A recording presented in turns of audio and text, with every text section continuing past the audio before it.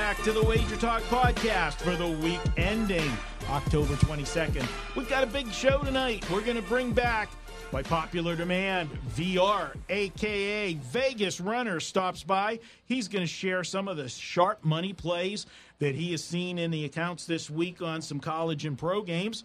VR's also, we're going to make him stay overtime. We're going to keep him in Handicappers Corner. We're going to talk about key college football game and then probably one of the more interesting NFL games on Sunday. And, of course, Dave Cokin in studio, Ralph Michaels, and Mark Seidel behind the controls, and yours truly, Marco D'Angelo. I'm your host. Let's get this party started. Marco, you know, before we get to VR, I know people want to listen to VR. The special that we have this week is absolutely amazing. I think we have to start the show with it. Oh, you know what? Good segue. Set me up with hit the home run here. 7 days normally cost $99 at WagerTalk. And there's normally one or two sports. Yep. In honor of the NBA starting this week, we're offering a 7-day subscription, all access, your favorite capper, and there's no limit to how many cappers you can take on this special. Instead of paying $99 for one capper for an all access, you can get the capper of your choice for just $59. That's what we charge for 3 days. College football, NFL, baseball, hockey, NBA, and if there's UFC or not, I don't know. A guy like soccer, Carmine with soccer and stuff, you get everything anybody releases in their 7 days, all access. Check it out. To get that deal, it's coupon code WEEK59. That's WEEK59, the number 59. Enter that at checkout. You will get a 7-day package for just $59. But here's the catch, guys. You got to do it tonight or tomorrow morning. This deal ends at noon on Friday. We want you to come on board, get a full week, get your favorite capper, get all their plays. Best offer we've had this season at WagerTalk. Hey, we've had them sitting waiting on the phone patiently. Let's bring in Vegas Runner to open up tonight's show. VR, how you doing, my man? Never better, brother. Busy. I bet all those sports you were mentioning tonight. I mean, everything's going on. NHL, NBA, college football, NFL. This is a great time, man. I mean, to be betting. It's always the winter's the best. I remember it from back east, too. This is that time of year, man. Not much else to do but bet.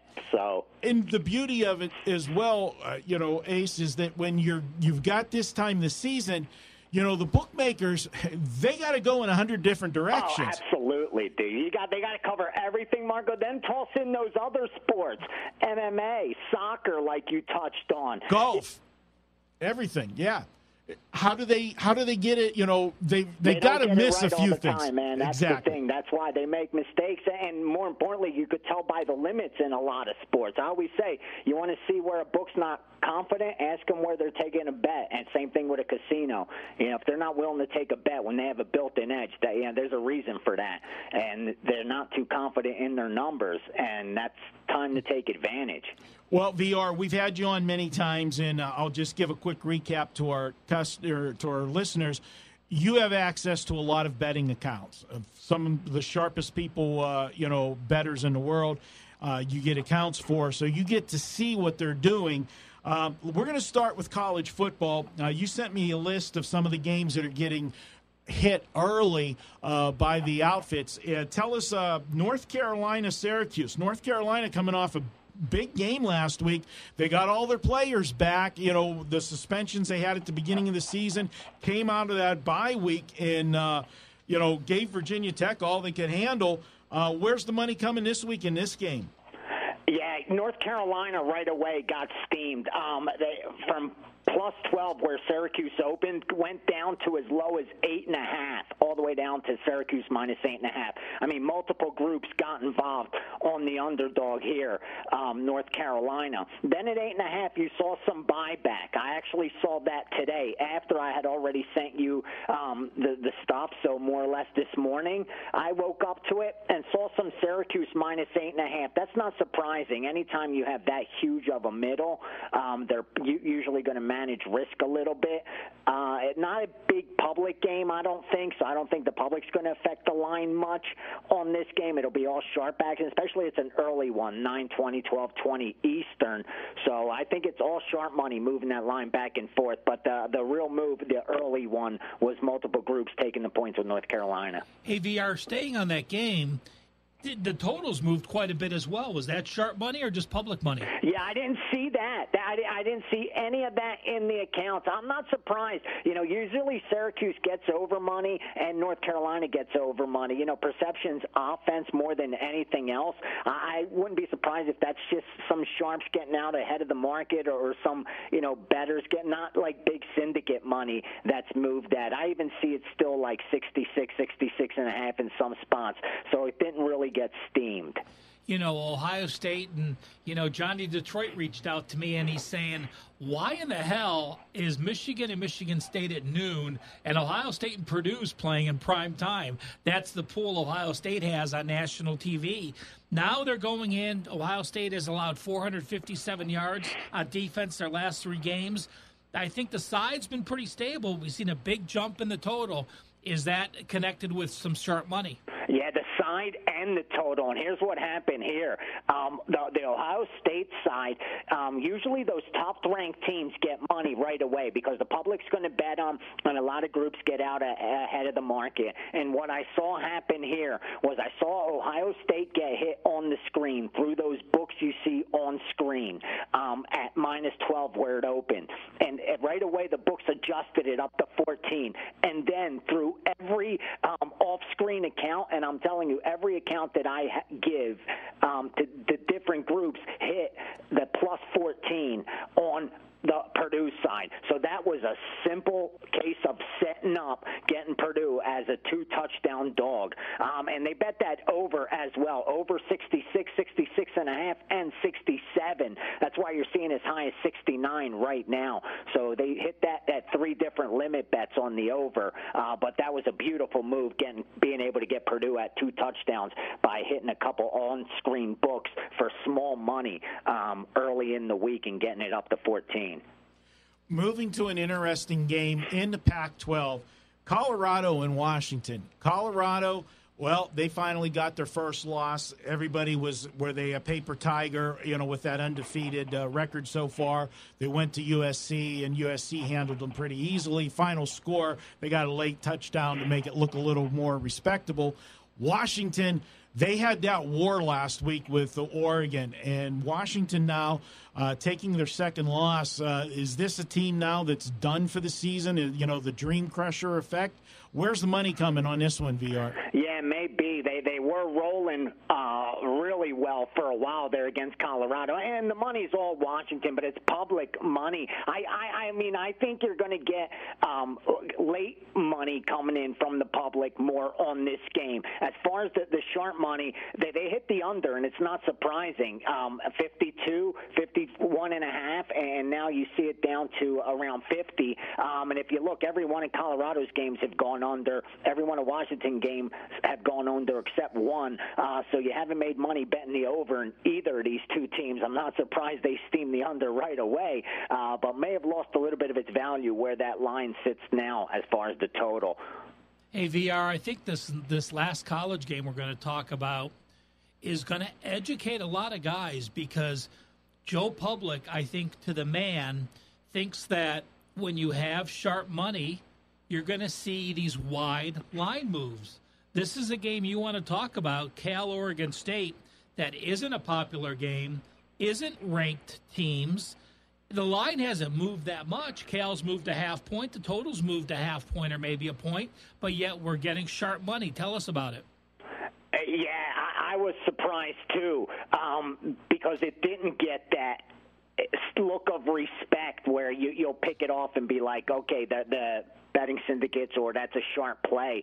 And I'm not surprised that they're coming in on the underdog in this spot, taking the 7 points like they did. And it was multiple groups that grabbed it against, Cal in this spot. And Cal, I mean, look, you haven't made money betting Cal all year. They've covered one game. But with that said, Oregon State hasn't been a covering machine either, covering only 2 games. But being able to get them as a home dog, I guess was attractive to them. And you're right, it's not the kind of game that's going to get much public action. And the fact it didn't get the respect of the books. In fact, it's gone up now. But I could tell you 100% that they hit that dog on Oregon State, and it had gone as low as 6 before being bet back up. Going to the NFL, Ace, we're going to take a look at Minnesota at the Jets. Now, this is a game that you got the Jets that all of a sudden they've won a couple games, put up a ton of points, but they were gifts. Last week, Andrew Luck, I think they had 4 turnovers in that game, and that defense is so bad. Are they looking at this game side or total? Yeah, I was a little surprised because this line actually moved from 3 up to that 3.5 at Minnesota.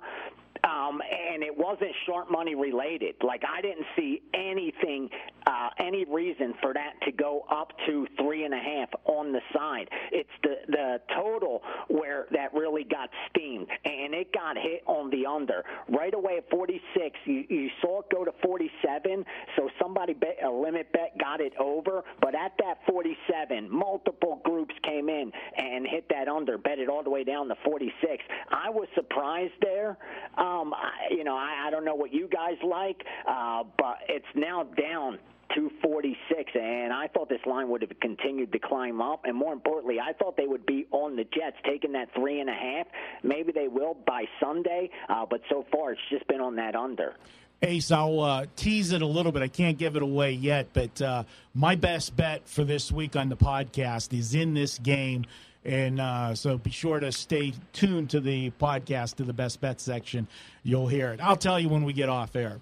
Oh, I'm sure he can't wait. But we'll just make him buy it. He's going to get a special. VR 7 days for just $59. You can get Marco's plays. So, that's a great deal. Well, okay, let's finish off this segment in the NFL. And, I guess in my mind, if I had to say sharp and public, I would say public likes offensive teams like the Saints. Sharps like defensive teams like the Ravens. Is that true in this case? Yeah, and I couldn't have put it any better myself. The public's going to be all over the New Orleans Saints, and this puts the books in a bad spot because they opened it at 2.5, and it's hard now for them to go to 3, knowing that the public's going to come in on New Orleans and give New Orleans an entire field goal when they got a ton of betting syndicates sitting on Baltimore minus 2.5 ticket in their pocket. I mean, that could be a worst-case scenario if it lands 3 where everybody pushes and they just got to pay all the wise guys, not something the books want to do.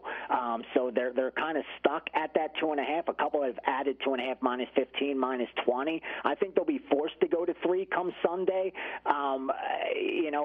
If more sharps, because it does appear to be, though, the sharp game also to kind of fade the public game. And when that happens, sometimes you see the line move more significantly against the public.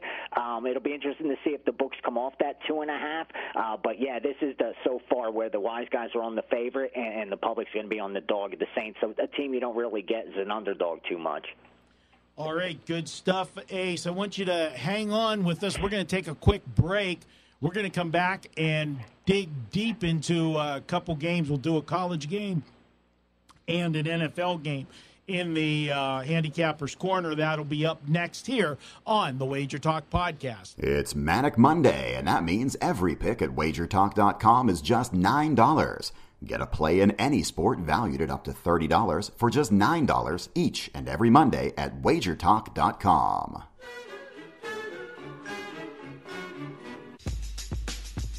Welcome back to the WagerTalk Podcast. It is time for the Handicappers Corner. We're going to dig in deep to a college football game and an NFL game. We've got more college and pro games that we're going to break down in our regular segments, Ralph, Dave, and myself. But VR, let's look at a college football game. We've got Auburn traveling to Ole Miss.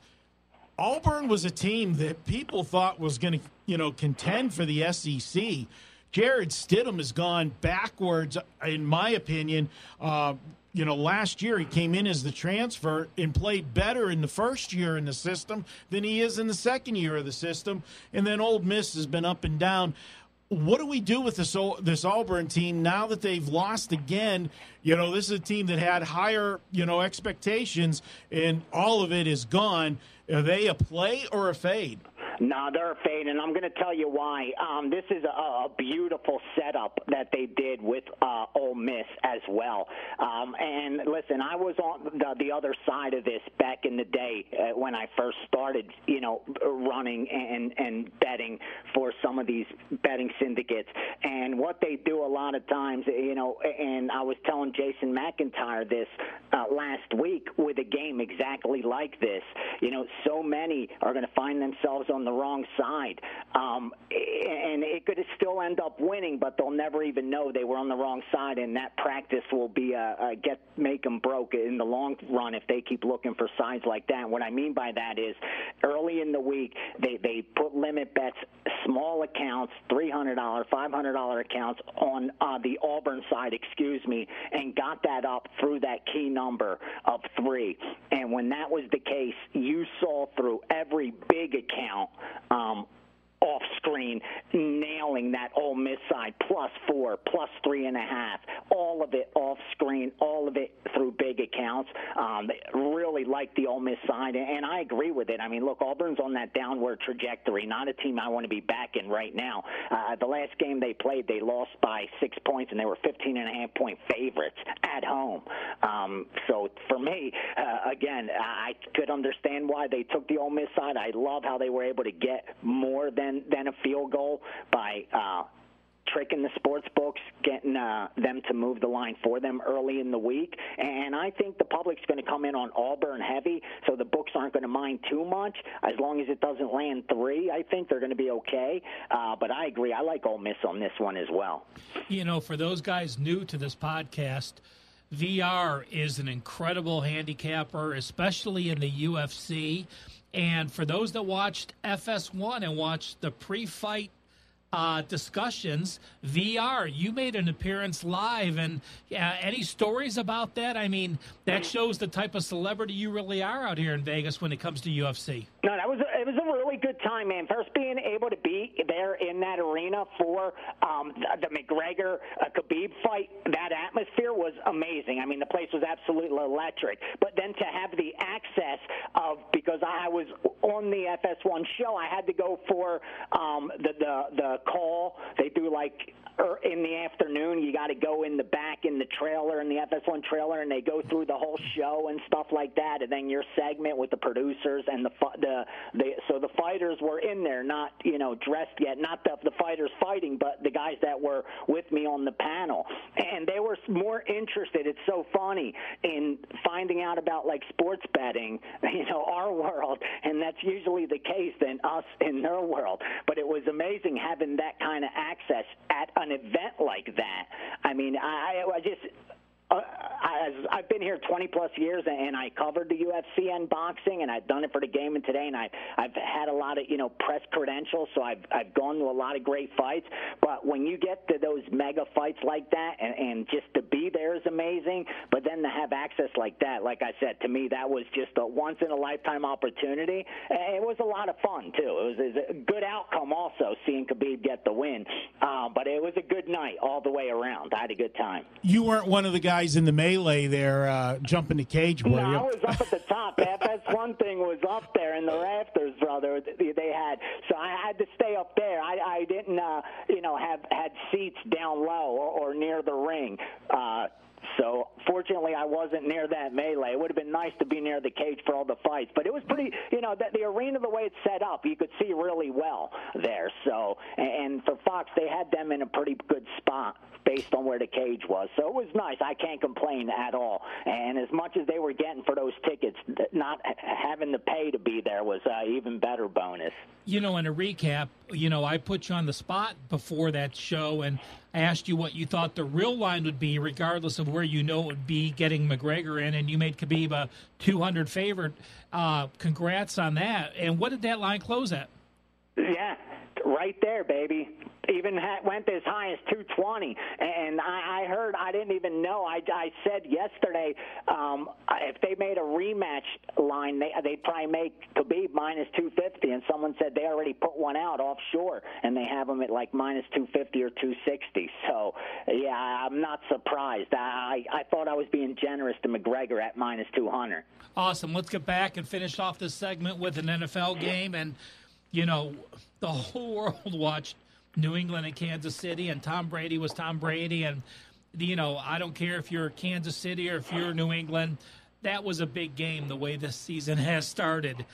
What do you make of this game as New England now goes to Chicago, a team, to me, statistically, the Bears are number 10 in the NFL yards per game diff. New England is number 17. The Bears better statistically than the Patriots. Music to my ears, Ralph. Music to my ears. You couldn't have set me up any better for a slam dunk than you just did right now with that alley-oop, because the Patriots looked phenomenal. I mean, 3 straight games, beating Miami, Indianapolis, Kansas City, covering 2 of 3. A lot of people who bet New England, hopefully they bought the hook last week and pushed or money lined it. But regardless, they got the win on primetime on Sunday Night Football. And you know what's the biggest telling sign of this line this week is the fact if you take a look at that look-ahead line, New England was minus 3. They win on primetime against Kansas City. Chicago loses at Miami as 7-point favorites. They were touchdown favorites, and they lost outright. And yet the line doesn't even budge a half a point in New England's favor. And I'm going to tell you why, because the wrong team's favored on this one. Power rating-wise, I couldn't agree with you anymore. Ralph, I think Chicago should be favored in this game. I wouldn't make New England too big of a favorite over them on a neutral field. I mean, maybe make them 1.5, 2 at the most. You give Chicago a little home field advantage, coupled with the way New England's played on the road so far this year. They were favored both times on the road. They lost both times on the road. Again, I can't agree more with the wise guys on Chicago. I took Chicago. I think getting the 3 points is a gift. Win or lose, I think you're getting the best of it. And like I say, that's the best you could hope for in my line of work. Good stuff, VR. I agree with you. I like the Chicago side. This is going to be an interesting game on Sunday. We'll find out. Mitch Trubisky had a bad first half. There's no way to Mitch put Trubisky from Cleveland, Ohio, by the way. And of North Carolina fame. Are you guys surprised they didn't even budge that opening line from the look-ahead with with Chicago losing as touchdown favorites and New England winning on Sunday Night Football, and they didn't even crank it up a little bit? We always talk about, wow, look at the adjustment they made, based on last week. This game, they didn't even move it. VR, let me ask you this question. Is that because of the public perception of the Patriots and the public money on New England and Belichick? If that same scenario happened with 2 middle-of-the-road teams, let's say the exact same situation happened with Cincinnati and Atlanta, how much would the line have moved? Yeah, you're probably right. I mean, maybe. It just, to me, it's a very telling sign, that even at 3, it's high, and it has to do with the fact New England's going to get money. They're going to get money every week, and you put them in a -3 situation, what you're saying is all they have to do is win the game. Most people that bet a team at -3 aren't worried about the -3 or the -2.5, like you could find 2.5s out there. Most people aren't worried about the 2.5. They're looking at it as team got to just win the game. And New England just having to win the game, I think that's appealing each and every week. The books know this, and the fact that, they didn't move it, to me, I can't say that. To me, that screams of value on Chicago. Good stuff, VR. And got anything going this week at WagerTalk? You want to tell the viewers? I'm going to be dropping a couple bombs. I told you I came to drop bombs. I got one tonight for Thursday Night Football, and going to roll into Saturday. I like something a lot on Saturday in college football. And again, Sunday's always a big day. So, yeah, I'm looking forward to this weekend, and hopefully even some baseball sets up. I've been hunting baseball this entire playoffs. All right, good stuff, VR. Thanks, guys. Thanks for having me. Good luck this weekend. No problem. Always good to have VR on the show. And we're going to take a quick break, guys. When we come back, we're going to dig into some college football. We're going to look at some of the bigger games for the weekend, some interesting games. Dave, Ralph, and myself will be breaking them down when we return to the WagerTalk Podcast. Every Tuesday, WagerTalk.com offers a best bet selection from its hottest handicapper. It's a great way to introduce yourself to WagerTalk.com with a big best bet winner for just $2 on $2 Tuesday.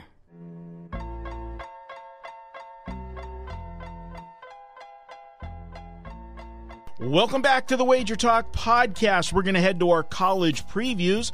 Today's college preview segment is sponsored by uwager.eu. You can get a 70% welcome bonus when you sign up to $1,000. Just use promo code, WT70. That's WT70 when signing up. This is an exclusive offer for our WagerTalk listeners. All right, guys, it is college football. We've got some big ones that we're going to go over.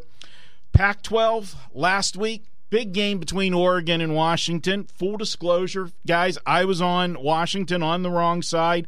It was one of those coin flip games at the end. Could have went either way. Went to overtime. Once it was in overtime, I knew I was dead. But Oregon, Dave, I'll start with you. Can they get it up 2 weeks in a row? Scheduling situation, man, this is a bad spot. Plus 2 weeks to prepare for Washington State. It is. First of all, I won't call it a miracle win, but it was in the neighborhood, because it looked like Washington was going to win the game in the late field goal, and then they missed the field goal. And, boy, we've seen a lot of that this year, huh? It was the gambling gods getting them even for the Stanford game. There you go. So Oregon wins in overtime. And I mentioned this in the radio show today on the Las Vegas Sports Line, which I did with Ralph today. And I know the Oregon State, they call it the Civil War. It's a huge rivalry. But let's call it straight. It's a bigger rivalry for Oregon State, because they're almost always the good-sized underdog than it is to Oregon. Oregon-Washington is a big rivalry. A lot of bad feelings between the two programs, and that's a big, big win for Oregon last week at home against the Huskies. They're going on the road for just the second time all season. That's how good the Oregon schedule has been. The prior road game for them was at California. And if you look at the final score, you say, well, Oregon did well, going to win 42-24. If you watch the game, it was a lot closer than that. California had turnover issues in the second half. They also got stopped on downs at the 1-yard line and another good drive. So that was a game that was actually much closer than the final score, and the stats kind of indicated that. It was a pretty even football game. So their one prior road trip wasn't very good, and now they have to face a team that has annually given them all kinds of problems. From a betting standpoint, Washington State, 8 straight covers for Wazoo in this series. They have owned the Ducks. They're tough in Pullman. They've had an extra week to prep.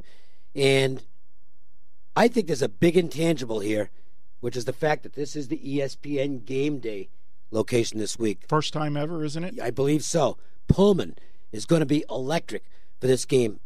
I think Washington State is the right side here. And the betting has indicated that as well. Because what's happened in this game is the very first number, what I call the true opener. There are soft openers, but they're for low limits. The true opener actually had Washington State as a small favorite, and then some money came in immediately on Oregon, and the Ducks moved to the favorites role. It has since gone heavily to Washington State to the point where the Cougars are now -3. Talked with Jason Simbel from CG Sportsbooks earlier today, and he thinks it's reached its peak at 3, and probably game day, maybe 2.5, 2. But Washington State's going to go off the favorite, and I can't disagree with that. I think the Cougars are the right side in this game.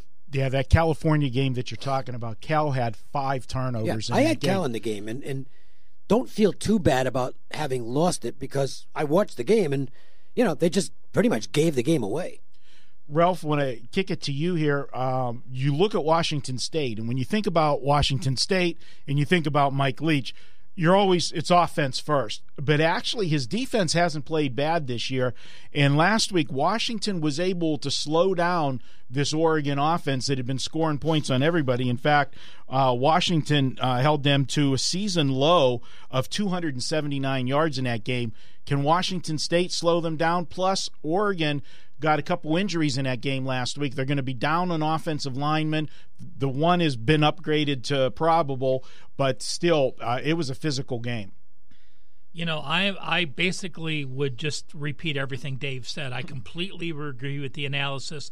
Oregon's only making their second road game, and the other one was Cal, where they were +4 turnovers. Washington State rested at home. If you saw those videos of the bus pulling into Pullman, the entire city was there. It was just incredible. I do a radio show down in New Orleans with Seth Dunlap, and he's from that area, and he went to Washington State, and he shot back to me. I have goosebumps already. You don't understand all his friends that live there and how big of a deal this is. So you have the better offense, you have the better defense, you're at home, you have the intangibles, and like Dave said, not only 8 straight covers by 17 points per game. And you could say, well, Oregon has revenge because they lost last year. Well, it's not revenge if Washington State has beaten them 3 straight by 20-plus points per game. It's been series domination. You can't get revenge if there's one team that's dominated the other.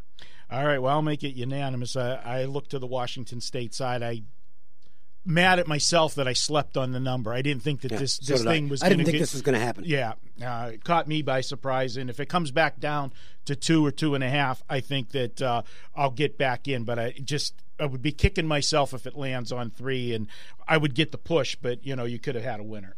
Marco, let's move to the SEC now. And LSU has surprised a lot of people, including me. I've lost a couple of times playing against this LSU team. But in those roles against Auburn and Georgia, they were a sizable dog. Now they have the bullseye in their back as the favorite. Mississippi State, with one of the best defenses in the country, makes the trip in. Can LSU continue this incredible streak? Every time we want to go ahead and say, let's just pencil in Georgia and Alabama now for the SEC championship game, we get a surprise. And I'll tell you what, I thought LSU could hang with Georgia last week. I didn't think they were going to pull off the upset, and not only pull off the upset, they dominated them in that game. It was really surprising.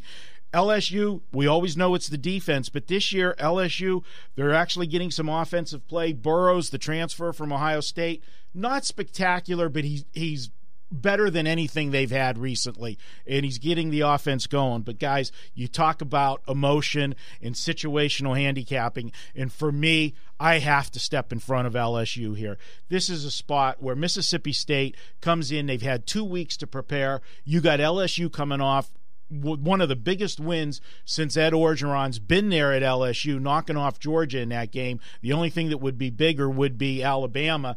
And, if you want to talk about sandwich, although there is a week in between, so that softens the sandwich up. But they're coming off the Georgia game, have Mississippi State now, and then who's on deck but Alabama. But it is in 2 weeks. I like Mississippi State here. Yes, their defense has been fantastic. The only game that they gave up any points in was Kentucky. They gave up 28 points. You look at all of their other games, they've given up 13 points or less. If you're a good defensive dog and you're playing a team, in my opinion, that's in a flat spot, I am going to be on the dog every time. Yeah, I would agree with that analysis. I think the Bulldogs are live here. The one worry I've got is Nick Fitzgerald, who's just not having a very good year for Mississippi State. And the Bulldogs have not been able to come up with offense when they run up against a good defensive squad. Well, they're running up against a really good defensive squad with a ton of quickness and speed in LSU. So I don't know where the Mississippi State points come from. But like you said, their defense has played well, and it could be a spot where they can limit LSU. So to me, dog and under looks like a correlated parlay possibility here. And you talk about Mississippi State. They lost to Kentucky 28-7. They lost to Florida 13-6. And then what happens? They put up 23 points against a very tough Auburn team. 413 yards. I mean, it was enough to get it done. But, again, I agree that there's times where you just can't make a total low enough. And I think that situation, because LSU's had some low totals, a 44 against Florida, and it went over by 2 points because of some late scoring, a 45 against Auburn, and it was at 43. It was very close. But when you have Mississippi State against Auburn, you had a 42 total, and the money was on the over because people are afraid to go that low. Well, what happened? 23-9 was the final. I think this is one of those games that people are afraid to go under this low of a total, but I think there is actually value to that under. All right, Ralph, I'll start with you on this one. We're going to go to the Big Ten, and this is a game that you've got Michigan at Michigan State. You want to talk about a one-sided series recently. 8-2 straight up has been Michigan State. 10 straight against the spread covers against Michigan. Jim Harbaugh, since he's been here, the only thing he hasn't been able to do is beat Michigan State and beat Ohio State. That's gotten a lot of coaches fired at programs. Remember back John Cooper for Ohio State? Every year there'd be a 9 or 10 win team. They'd go to a bowl game, but they wouldn't win the game they needed to win. Away he went at Ohio State.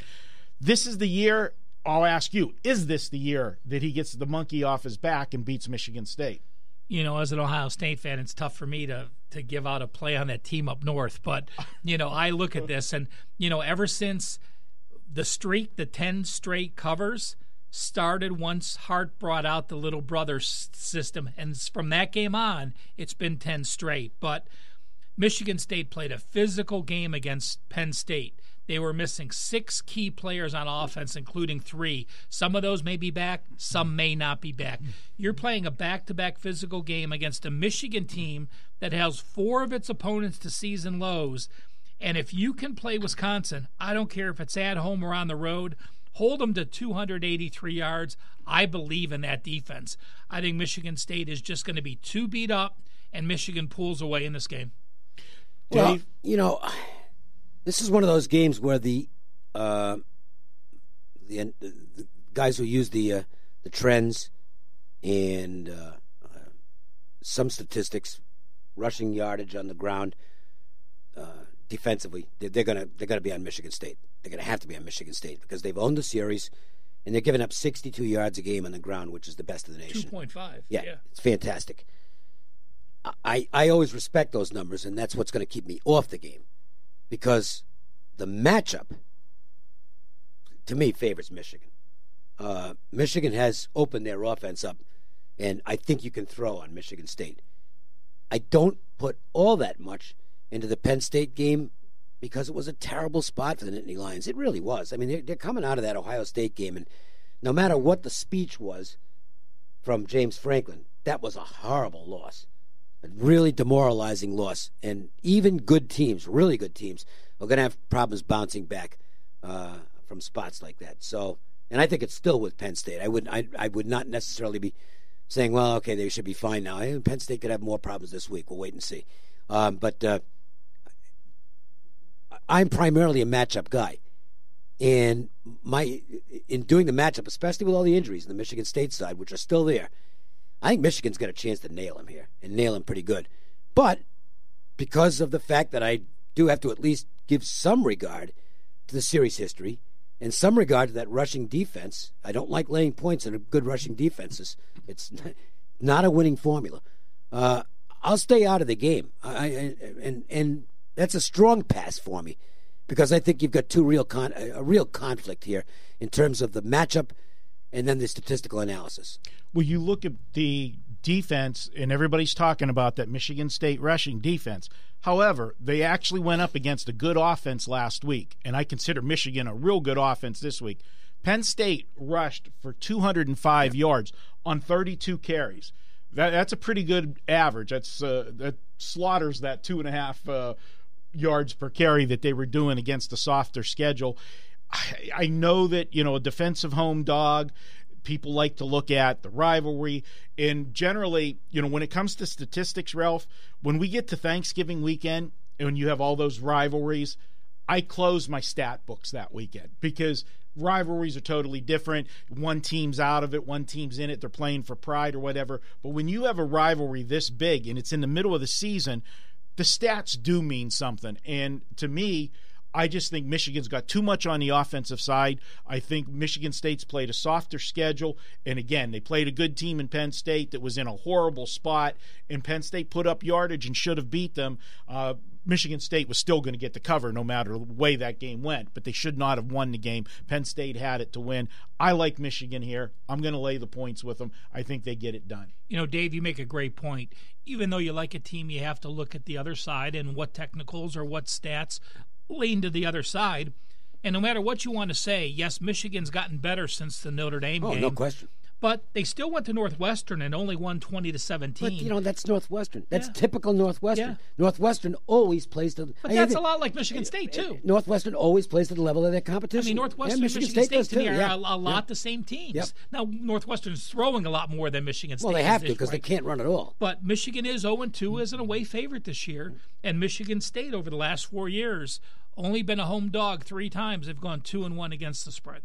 All right, before we step out for a break, I want to tell you guys about a special offer at WagerTalk this week. This is one of the best deals we've offered this year. We're offering a 7-day subscription for the price of 3. That means instead of spending $99 for a 7-day package, you're going to get 7 days for $59 when you use coupon code WEEK59. That's WEEK and the number 59. You'll get it for $59. And guys, the reason this is so good is this week you've got NBA started up. Last week we had hockey start up. You've got college football, NFL football. You still got baseball playoff action. You're going to get everything from your favorite capper for 7 days for just $59. Check it out at WagerTalk.com.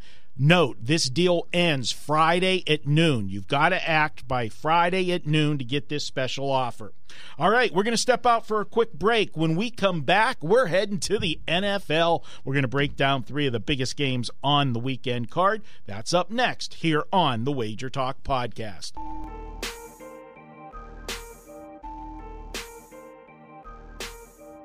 Welcome back to the Wager Talk Podcast. It's time for the NFL, and guys, we've got some good ones. We're going to start it off. This was supposed to be an earlier game, but it got flexed into the Sunday night game, and why not?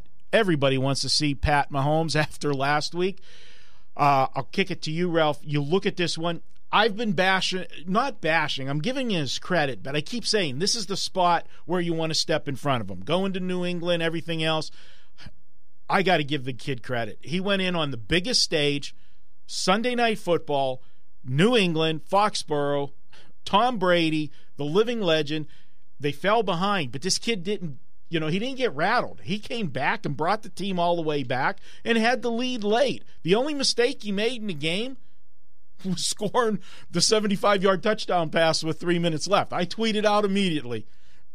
You left too much time on the clock. But what are you going to do? A 75-yard touchdown pass. Ralph, do they have a letdown after their first loss? Well, full disclosure, I played against them again at Denver as a favorite and lost. I played against them against Jacksonville as a favorite and lost. And last week they were a dog, so I didn't play against them. Full disclosure, I did too, all 3. But now they're a favorite again. And anytime you have the worst defense in football as a favorite of 6 points, maybe 7 by the time the game starts, I'm not going to play on you. You're allowing 29 first downs per game.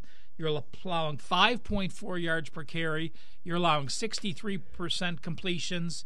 And just a note for one of those meaningless stats of all times, but some of our listeners like those angles that are bizarre. Cincinnati is 0-11-1 ATS on Sunday Night Football.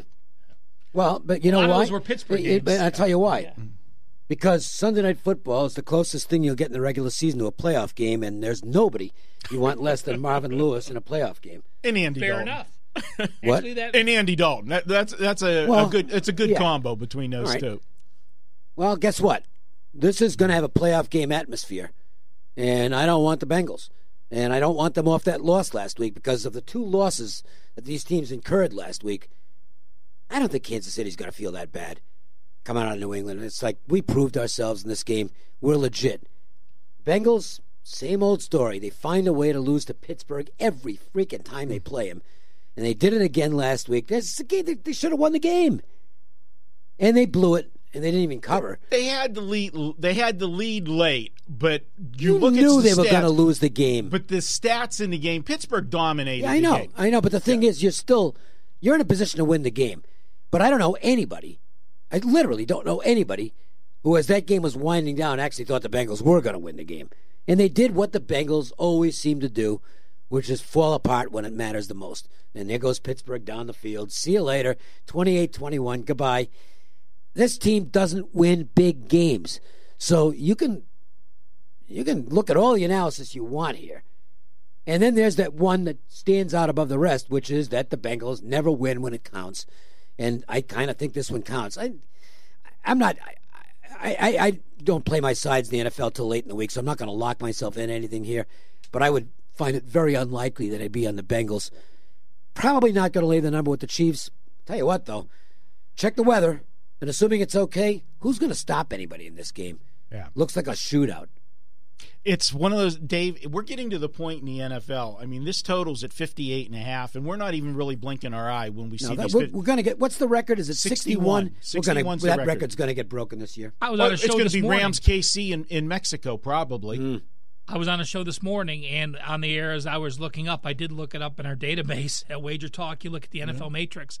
Totals of 54 and higher this year are 7-2 to the over. So sometimes you just can't make them high enough. You can't make Vegas it high just enough, adjust them where they're getting evil money and enough people are playing the unders. They're not going to get equal action on this. Because it's a Sunday night.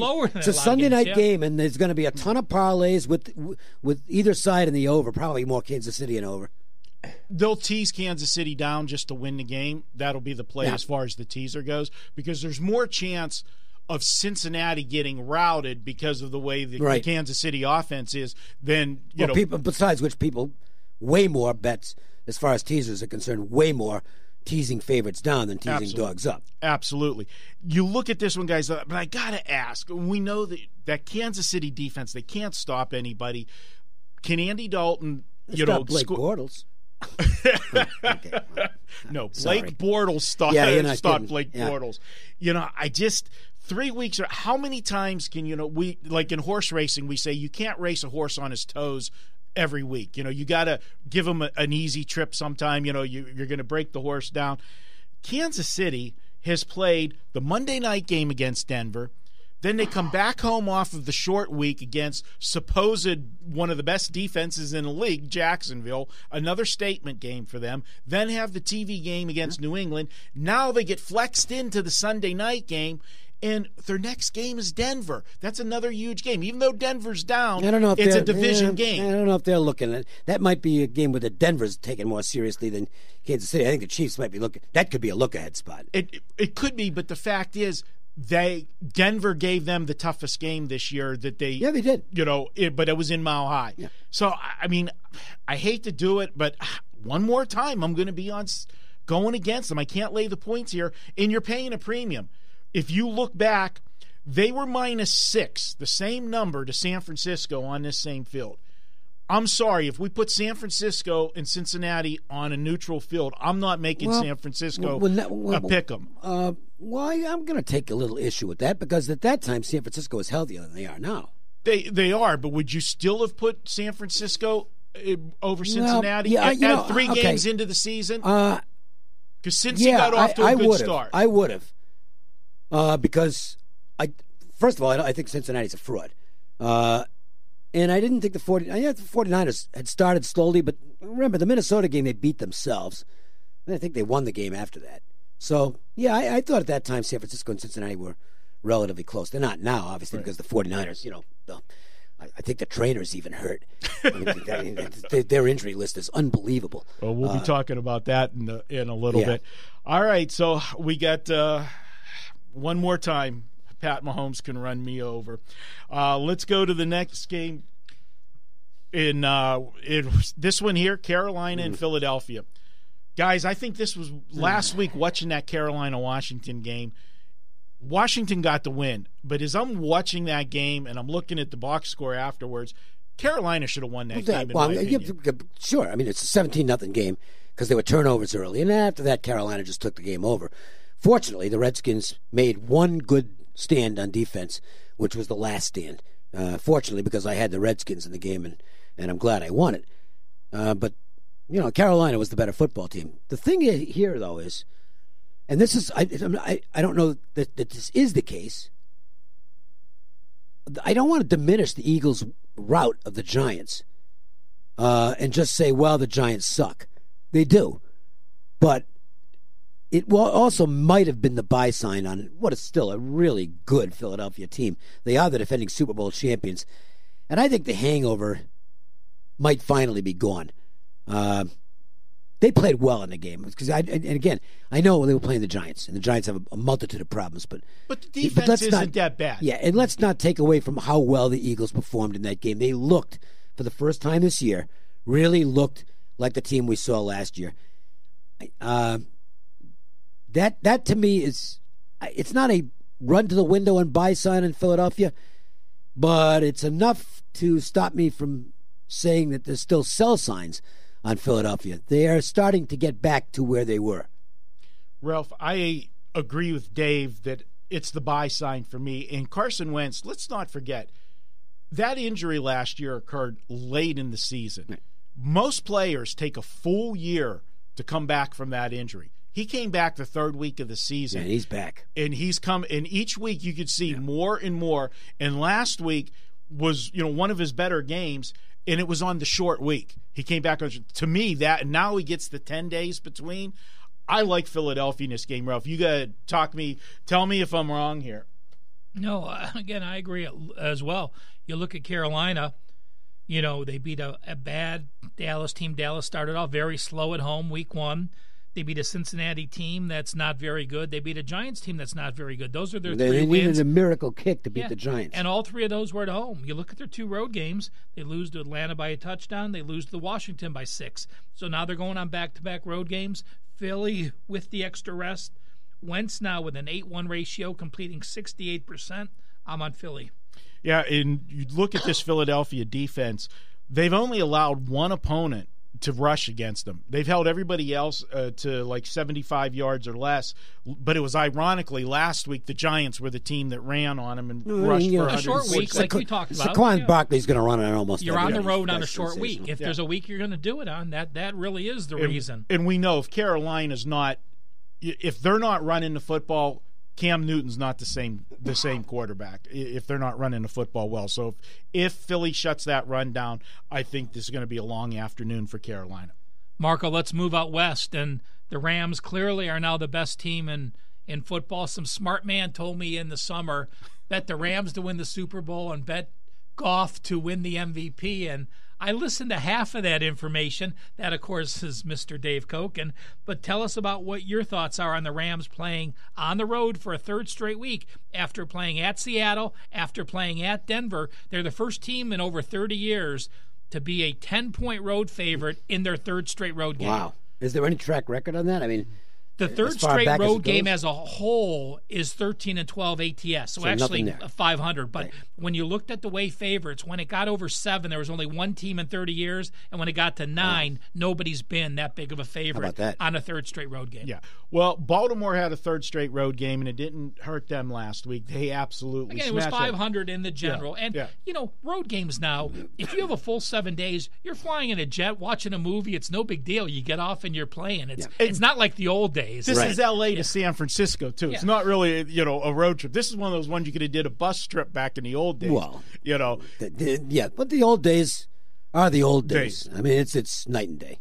This is a spot I look at the Rams, and the big concern with the Rams, there's no problem with the offense. That the offense has been like clockwork. And they went to Denver last week. They only scored 23 points, and they only win by 3. That game was never in doubt. That last touchdown was a meaningless touchdown towards the end of the game that got the Denver backers, including me. I had a bet on. I didn't give it out, but I had a little bet on Denver. I gave it out, so I got the old back door, and who doesn't like the back door, right, Dave? I am not going to answer that question. I don't know anything about that. Okay, but this is a spot where I got to go with the Rams. And I know everybody's going to say, look at San Francisco, what they did on Monday Night Football, up and down the field on Green Bay. I'm sorry. we talked about it when we did the Monday morning quarterback show, Monday at Sunset Station, Dave. We couldn't. That would have been Tuesday we talked about it. There was guys 5 yards open. Yeah. I mean, it was ridiculous. Green Bay, I'd never seen a defensive backfield torched the way they were and guys so wide open. On both sides. Look, Green Bay won the game because of one guy. Aaron Rodgers, who's just absolutely remarkable. Green Bay's won 3 games this year because of one guy. Yeah. But the Green Bay defense made C.J. Beathard look like Aaron Rodgers in that game. He played well. It was, but you're right. The guy's wide open. Right. You're not going to see that this week against the Rams. Wouldn't think so. And I don't see them being able to trade points with them like they did last week. You figure even if the Rams stop them one of 2 times, okay, you're trading points. This is going to be a rout because San Francisco, what I saw with a one-legged Aaron Rodgers last week, how do they stop Goff and Gurley? They don't. Nobody's stopping Gurley. Yeah, Gurley. Now, the one thing, though, that does factor in is Kupp being out is a hit to the offense. The guy's a tremendous receiver. He's a big part of that offense. So is he worth a couple of points in terms of the way he's not on power ratings, obviously, but is he in reality worth a couple of points in terms of their offense? Possible. I don't want the 49ers in this game off the short week. It's Rams or pass, and I think it's going to be another one of those high-scoring games. I think the Rams get to 40 in this game. They've been getting into the 30s against everybody else, and this is a horrendous defense. If they get into the 40s, I don't see San Francisco scoring enough points to stay within 10. I got the Rams. I'm not going to add much to it because I don't have anything else to add. I mean, if the Rams play their game, they're going to win this game easily. Let me ask you one question, and Ralph mentioned that a smart guy, and that smart guy is wearing sunglasses in the podcast right now. I wear them everywhere. And that's you in your MVP vote for Goff. It's going to get Gurley's. Is Gurley going to hurt it? No, Gurley's the favorite. Yeah, he is. I knew that going in, but Gurley was like, I don't know, 13-1 or something like that, and I got 30-something on Goff, so I took a shot for what I deemed as value there. No, I mean, if the vote were held today, Gurley's the winner. Yeah. Ralph, how do you see this one? I think that this game is won and lost by Sean McVay. This is certainly a flat spot. You're on the road at Denver in a big game. You're hosting Green Bay next week. I don't agree. I want to debate this with you for a moment.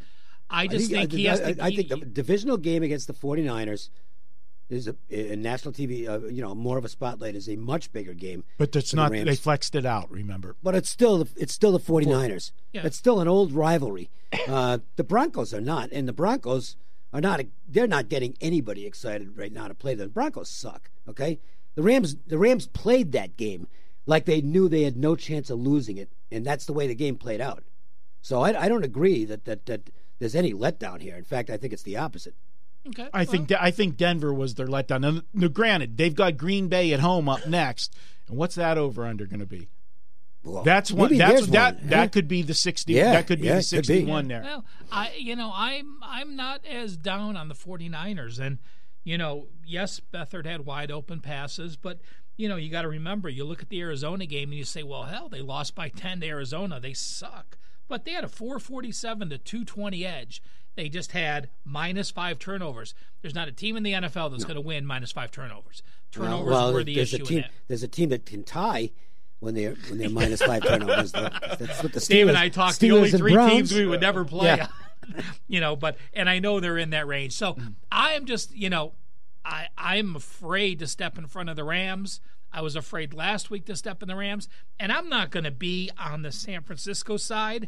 I just am not a fan this week of being on the LA Rams side. I agree with. The only thing I disagreed with when you said there might be a letdown coming out of Denver, because I don't think Denver excites anybody anymore. No, for sure. All right, guys, we're going to take our last break of the night, and when we come back, it is time for Best Bets. That's up next here on the WagerTalk Podcast.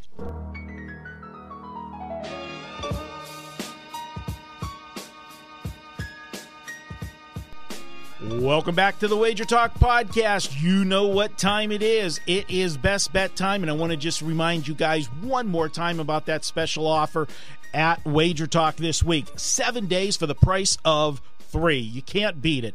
3 days is $59. 7 days is $99. If you use coupon code WEEK59, that's WEEK59 at checkout, you can get your favorite capper, 7 days, all plays. That's football, basketball, baseball playoffs, NBA, and hockey. You get it all. 7 days, all access, just $59 this week only, and that deal ends Friday at noon. Take advantage of it.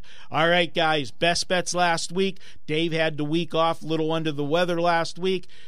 We went 2-0 with Ralph and myself, and that was the actually, should we say 3-0? Because Ralph actually had 2 best bets, but he was nice enough to change his because we both ended up on the same game last week, and we didn't talk ahead of time, and he went to a secondary play and won that as well. Yeah, Dave, Marco and I both had Duke as a best bet, and Marco said, can you have a different game? I said, yeah, I'll find another game. So I got on the air and I said, I have Duke as my best bet. And Marco's face turned blank. I put him on the spot to try to come up with another best bet. Yeah. So, you guys, yeah. But before we get to the best bets, let's give Marco a shout out. Marco is now still undefeated on Pittsburgh Steelers games, on them, against them, over or under, with a 5% play last week against Cincinnati. On the under, no, we had the under in the game. Yeah. The under, yes. We had the under in the game, and it was one of those games that at the final score looked close, but that was the oddest game. I know. They scored 29 of the 49 points that were scored in the final 2 minutes of the first half and the final 2 minutes of the second half. Crazy game, but yes, 6-0, and we haven't. We're going to buy this week. So well, I was going to say you took away my joke. I was going to say I'm going to give my play away free this week instead. Yeah, that's of a crappy joke. Yeah, it's not even worth saying on the air. Dave, who's your best bet? I'm not even going to talk to you. We talked about this game, and it's a game where the handicappers will probably be mostly on the same side, and sometimes that's a scary thing. But I've got Washington State as a better team than Oregon anyway, by a point or two. They're at home in what should be an absolutely electric atmosphere because it's a rivalry, and ESPN is there, not just to televise the game. That's where they're doing game day from this week. It's going to be crazy in Pullman. This is a big event, and unless they freeze under the spotlights, which does happen, I think Washington State is going to beat Oregon on Saturday. I think it's probably their biggest home game since the Rose Bowl days back in the 80s, 90s, probably whenever they were in the Rose Bowl. I just think, I think this is one of those situations where, I change my home edge for a few team like Penn State for a whiteout. I give 5.5 or 6 points. LSU in certain night games. I'd almost feel comfortable giving 6.5 points for Washington State at home in this situation. I'm just going to jump in. I agree with you, Dave. And because we missed that number and it's sitting at 3 right now, I don't still play it. Yeah. I think it might close a little less than that. That's what I was going to say. I don't think it's going to go above the 3. So you have nothing to lose to wait till the weekend. And if you do see the board, and before it goes to 3.5, you'll start to see a few books. If you watch the screens, they'll move the juice first. So if you start to see the juice moving on 3 minus 120, make sure you jump on it. Make sure you jump, there and find where it was a place that it was still regular 3 minus 110. Ralph, who's your best bet? I'm going to the SEC, and I'm taking Arkansas, and it is very, very difficult to change your offense from a rush offense under Bielema to what they're doing now. They're still running the ball more, but it's a run-and-shoot offense, and they finally have made the step now. I gave them out last week as a home dog to Mississippi. I thought they should have won the game. A lot of times in SEC, when you're in the SEC schedule, you look past a team like Tulsa. This team will not look past them. It's a must-win situation, that feel-good win they need to get going and finish the SEC season. I think Arkansas dominates this game. No, and one other thing to note is that on the Tulsa side, they're off a pretty bad loss. I mean, they've got that game won last week, national TV at home, and they let it get away at the finish against South Florida, which isn't that good a football team, by the way. If you want a fraudulent, unbeaten team at South Florida, they're barely a top 60 team. So this is not a great spot for Tulsa, even though normally we look at these games and say, boy, Conference USA getting a chance to strut its stuff on the road. Yeah. Not Conference USA, but Double AC for Tulsa going against SEC. It is a big brother scenario. The old CUSA. Yeah. But the fact is that Tulsa's in a terrible spot, and Arkansas really needs a win. Dave, that's one of my favorite spots is when you get a team, especially a team like Tulsa, that doesn't get a spotlight game that often. When you get a spotlight game and you play your guts out and you come up just short like that. The game. Yeah, the coach lost the game for them. He went way too conservative. Why do they? I mean, it just drives me nuts when these coaches do this. He started coaching not to lose in the fourth quarter, and guess what it did? Cost them the game. That team generally is going to come out flat as a pancake the next week, and that's one of those ones, Dave, where I also like Arkansas full game, but I also would like Arkansas first half because you're going to have that hangover effect for Tulsa coming out of the gate, in my opinion, just to jump in on your play a little bit there, Ralph. For me, I'm going to go to the NFL, and if you want to see an entertaining video, Teddy Covers and myself did this game this week in studio at WagerTalk TV. You can check it out at the site. We got a little animated in it. Teddy was on the other side. I'll give full disclosure in the video, but it was an entertaining video. I'm going with the Minnesota Jet game under 47. It's now 46.5 around town. It was 47 when we did the video on Wednesday. Probably the people were listening and went to my side, and it's starting to come down. But I like the under in here. Yeah. Were they on you or I know they weren't fading Teddy as hot as he's been. So, Teddy's on the over. I'm on the under, and the line went from 47 to 46.5. So you figure it out. But we look at this one. You've got the Jets. The last 2 weeks, they've scored 34 and 42 points. Now all of a sudden, we're looking at a 47-point over-under. You take those last 2 games out, the 3 games before that, Miami held them to 12, Cleveland held them to 17. Granted, it was a short week, and Jacksonville, a good defense, held them to 12. Denver was flat as a pancake in that game. We talk about losing a game twice. That was the game that Denver played, the short week. Go from Denver on Monday night where they had the game 1 against Kansas City and gave it up at the end of the game, and then have to travel to play the Jets. They let the Jets run for 300 and some yards in that game. And then last week, I'm sorry, when you give the other team 4 turnovers and you have one of the worst defenses in the league in Indianapolis, you're going to score points, and that's what the Jets did. Now they're going to be facing a Minnesota team that's not going to look past the Jets because of the last 2 weeks, and they're going to come in here focused. I think this defense shuts down Darnold, and I think Minnesota gets a workmanlike win, gets in and gets out. They're not going to get into one of those shootouts, and everybody's looking, what's wrong with the Minnesota defense? They've given up some points this year. Well, on back-to-back weeks, they played the Rams and Philadelphia, both on the road. And they're not as good as they were last year. But okay, still. They're not as good as they were last year. They're not as bad as they looked giving up points. Everybody is scoring. The Rams are scoring 30-plus on everybody. So, and that was a short week going to the West Coast off that embarrassing loss against Buffalo. I think this is a great spot. I'm taking the under here. That's my best bet this week for the podcast. And, guys, I want to thank everybody, all our guests tonight, Vegas Runner for stopping by, in studio with me, Dave Cokin and Ralph Michaels. Of course, I want to give a big shout-out to Gianni Detroit, who sees that this podcast is available everywhere. You can subscribe to the podcast on iTunes, listen on Spotify, Google Play, iHeartRadio, and last but not least, big shout out to our producer, Mark Seidel, makes us sound good. And then to you guys, the listeners. If we don't have you, we don't have a podcast, and we appreciate you taking the time each and every week to tune in and listen to our podcast. Until next week, I'm your host, Marco D'Angelo. Let's cash some tickets.